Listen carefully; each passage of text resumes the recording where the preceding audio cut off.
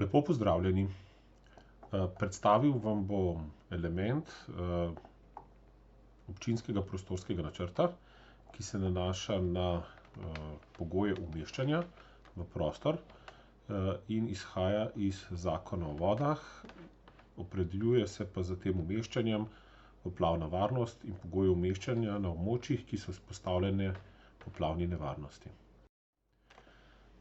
Pogoje umeščanja poplavni nevarnosti opredeljuje Zakon o vodah in še posebej uredba o pogojih in omejitvah za izvajanje dejavnosti in posegov v prostor na območjih, ogroženih zaradi poplav in z njimi povezane erozije celinskih voda in morja. Ta uredba je bila sprejeta leta 2008 in po 12 letih je nekako stabilna uredba, s katero se opredeljuje tako umeščanje objektov po klasifikaciji objektov iz gradbenega zakona, kakor tudi se pogojuje umeščanje dejavnosti. Nekatere dejavnosti, ki se opredeljujejo kot posebej ranljive, je prepovedano umeščati v prostor. Za potrebe sprejemanja občinskih prostorskih aktov morajo občine pripraviti karte poplavne nevarnosti in karte razredov poplavne nevarnosti, zaradi tega, da potem lahko v postopku sprejemanja občinskega prostorskega akta se preveri skladnost umeščanja z vidika Zakona o vodah. V letu 2020 smo za občino Izola naredili novelacijo oziroma nove karte poplavne nevarnosti, zaradi tega, ker so bile predhodne izdelane študije izrazito razpršene, se pravi, so bile narejene po koščkih. Vmes je kot pomemben dogodek se zgodil poplavni dogodek leta 2017, katerega se verjetno številni v občini Izola spomnite. Potrebni so bili tudi kot posledica tega dogodka, so se pričeli umeščati ukrepi za zmanjšanje poplavne ogroženosti, to so suhi zadrževalniki, ki so predvideni nad urbanim območjem Izole, tako da smo preverili tako stanje poplavne ogroženosti, kot tudi preverili učinkovitost oziroma dimenzijsko zasnovo teh zadrževalnikov. Poleg tega smo nadgradili obstoječe študije z upoštevanjem vseh tipov poplav, predvsem seveda so tukaj fluvialne, pluvialne in poplavljanje morja. V nadaljevanju bom razložil podrobneje, kaj so to fluvialne, kaj so to pluvialne poplave in kako smo jih upoštevali. Te karte so bile narejene, so bile že recenzirane s strani Direkcije za vode in so potrjene in pričakovati je, da se bodo tudi relativno kmalu pojavile na Atlasu voda kot karte, ki jih pravzaprav uradno potrjuje in objavlja Republika Slovenija, Direkcija za vode.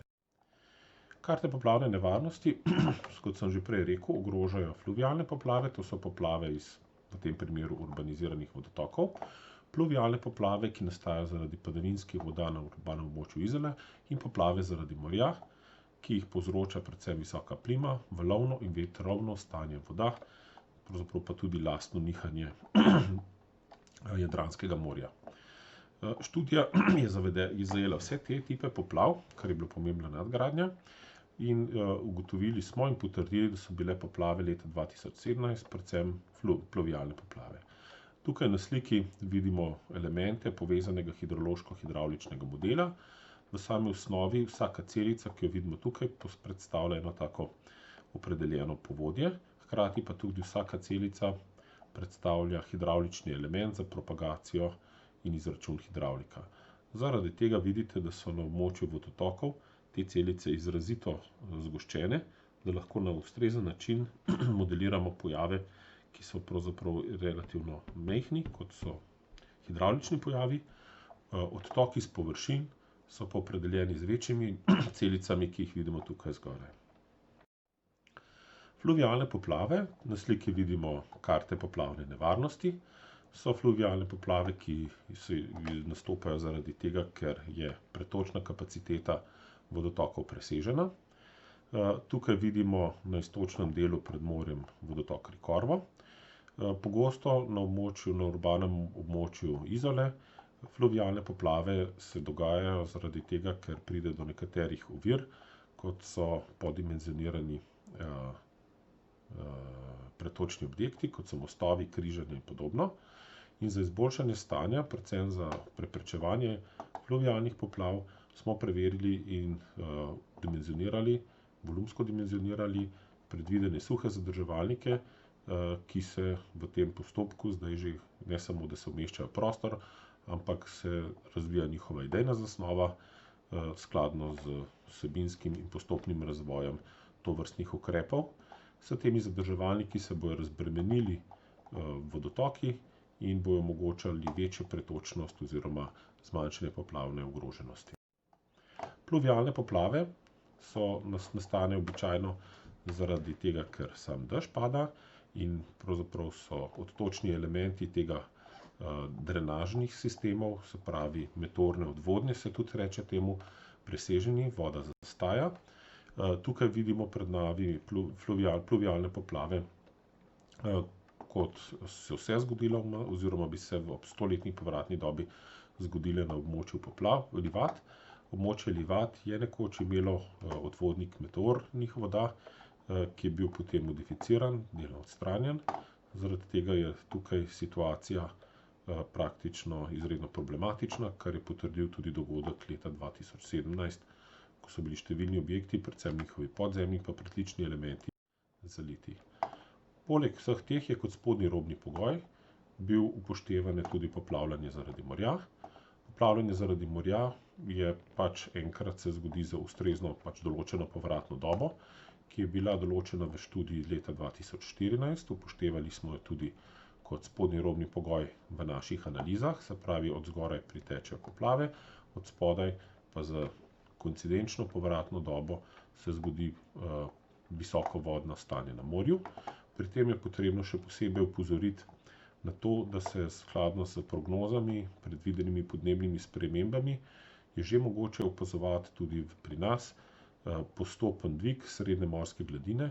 V poročilu Arsa iz leta 2019 lahko zaznavamo, kaj se je že začelo dogajati, neke vrste lom v smislu trenda opazovanih dviga morske gladine, ki se je zgodil nekje okoli leta recimo 2003-2004. Od takrat naprej pa opazovana leta govorijo o drugačnem trendu, se pravi pospešenem trendu, ki ga je v nekaterih znanstvenih člankih po ocenah možno pretežno pripisati temperaturni ekspanziji toplejše morske vode v oceanih, seveda pa tudi povezano s topljenjem ledenikov, kot je to opredeljeno zaradi podnebnih sprememb in topljenja ledenikov na Grenlandiji in predvsem Antarktiki. Stanje, kot je prognoza, se opredeljuje za dvig po različnih podnebnih scenarijih, scenarij 2,6, scenarij 4,5, scenarij 8,5. Se predvideva nekje, da se bo morska gladina glede na obstoječe stanje po scenariju 4,5 ocenjen dvig bo nekje do 1 metra, po scenariju 8,5 pa možen dvig za 2 metra, tako da v naši študiji teh predvidenih scenarijev nismo še upoštevali, upoštevali smo trenutna veljavna stanja visokovodnih elementov za spodnji robni pogoj.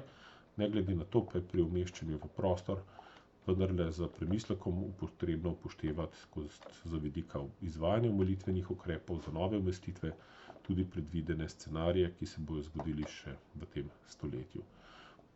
Tukaj, glede na to stanje, je seveda treba posebno pozorno opredeljevati omilitvene ukrepe in ti omilitveni ukrepi so možni samo z občinskim podrobnejšim prostorskim načrtom, se pravi umeščanje objektov brez OPPN-ja na ta območja ni mogoče. Združena karta, zdaj pa govorimo že v izpeljavi in neposrednem tolmačenju, govori o razredih poplavne nevarnosti. Razredi poplavne nevarnosti so sestavljeni iz različnih elementov same poplavne nevarnosti, kot so globine in hitrost vode. Ti razredi poplavne nevarnosti se potem umeščajo v majhno, srednjo ali veliko, v primeru 500-letnih poplavnih dogodkov pa tudi preostalo poplavno nevarnost. Večino objektov je možno umeščati na območja, ki so opredeljena kot majhna poplavna nevarnost, in tukaj vidimo del analiziranega območja Izole, kjer se kot PM opredeljujejo območja za majhno poplavno nevarnostjo, to so globine manjše od pol metra oziroma korigirane z hitrostjo vode, ki je tudi eden od dejavnikov pri opredeljevanju razredov poplavne nevarnosti. Glede na to, kako so objekti posamezni opredeljeni po prilogi 1 oziroma dejavnosti po prilogi 2 uredbe iz leta 2008, je možno z omilitvenimi ukrepi umeščati te objekte tudi v prostor. Zdaj smo že blizu zaključkov. Podrobnejše razumevanje in poglobljeno analizo lahko dobite z samim analizo dokumenta. Kaj vam predstavljam, je, da je opredeljeno stanje osnova za pravilno razumevanje nevarnosti zaradi poplav vseh treh vrst in tolmačenje zakonskih izhodišč, kar pomeni, da se vsak investitor oziroma v njihovem imenu projektant lahko zdaj na parcelah ugotavlja, kako s tolmačenjem uredbe glede na tip poplav se opredeli možnost umeščanja in predvsem ustrezne omilitvene ukrepe. Pri ustreznih omilitvenih ukrepih je seveda potrebno bistveno bolj podrobno z vidika samega dimenzioniranja pogledati, ali zadostujejo in so ustrezni, in ti omilitveni ukrepi in njihovo izvajanje je tudi pogoj za pridobitev pozitivnega mnenja pri Direkciji za vode Republike Slovenije kot enem od nosilcev urejanja prostora oziroma mnenjedajalcem po novem gradbenem zakonu.